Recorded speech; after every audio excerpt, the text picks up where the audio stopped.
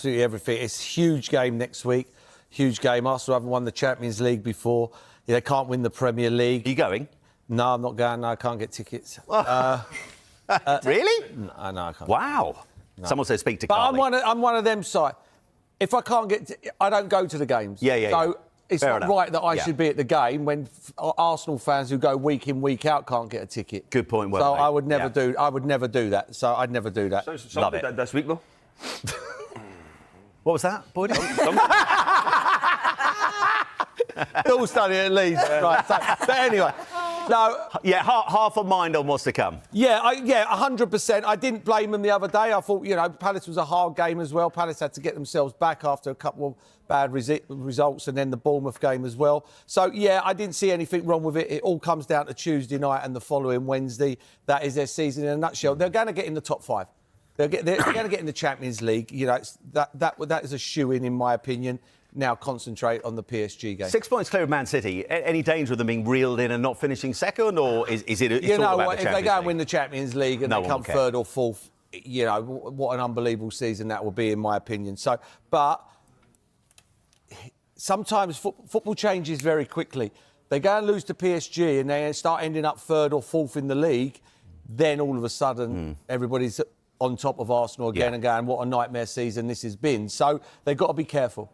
When we look back on this season for Arsenal, obviously dependent on what happens in terms of the Champions League, but when you look at the sharp decline of Man City this season, OK, things beginning to improve for them at the moment, will this be viewed as a missed opportunity for Arsenal, given how close they've run City in the last 2 seasons? Yeah, possibly. I think the injury situation for Arsenal hasn't helped. There's been a few key players missing at big moments. I think when you go back to that, was it Fulham and Everton they maybe drew? Just at the turn of the year as well. I was always of the mindset Arsenal, because of the way they play, they didn't really need that number 9 as such, that out-and-out goal scorer. I've sat on here and said it as well, the amount of goals that they scored, I didn't feel as if they needed it. But looking at it now, that has been the Achilles heel of this problem. We've all played with strikers who, Merson, when the game's, maybe it's so tight, they will make a difference. They'll score something out of nothing.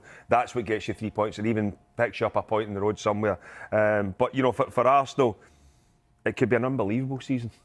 You go back through the great Arsenal teams and you speak about doubles, you speak about go through the whole season unbeaten.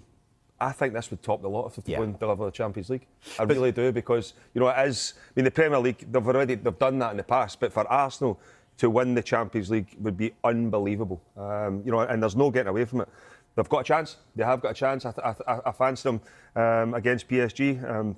You go back that first game for PSG against Liverpool. Everybody thought they were excellent, and they were.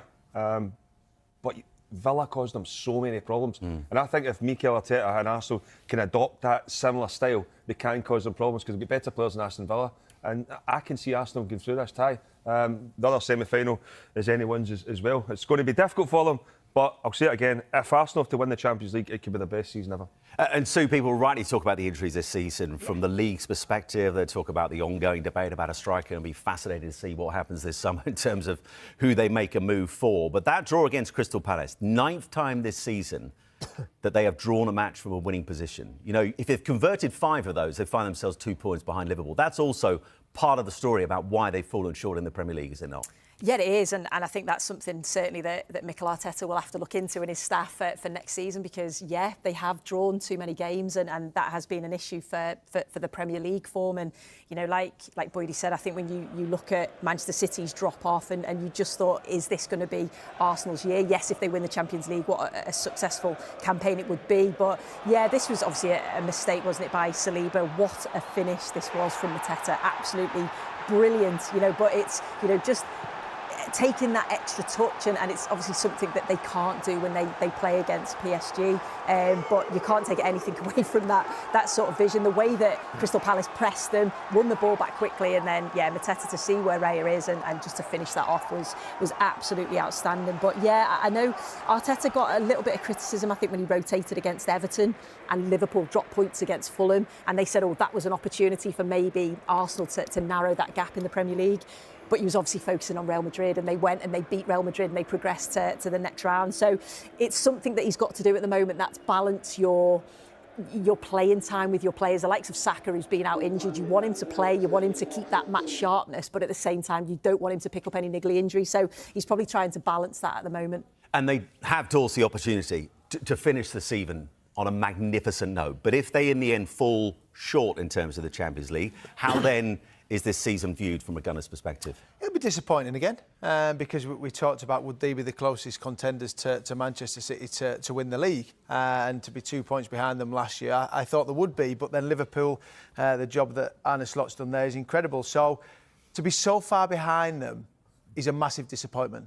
But they've got one last chance, and the Champions League, the way they played against Real Madrid, which I didn't give them much of an opportunity, I'll be honest, with the injury to Gabriel. I thought that would be end. The bonus was Saka coming back, and we've seen, and they blew Real Madrid away. Credit to Arsenal over the 2 legs, and I think that's what probably determines you look at them, are they probably favourites to win it? Because on the back of that result, and I think they're holding on to that. I think they're a phenomenal team. I really, really do. And people go, phenomenal, they've not won anything.